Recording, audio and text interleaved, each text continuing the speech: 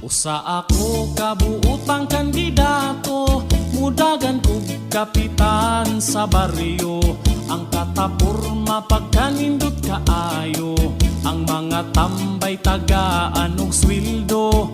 Ug kung ako ang inyong ibuto, walay magmahay kay maayo ko. Mao ka na ang saad ko, ang atong baryo jud mo asinso.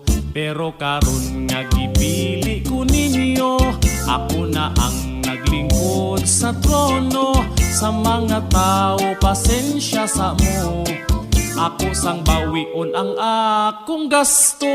Nailad ko ang mga tao, ang platapurma kalimti na to, ang para sa mga tao.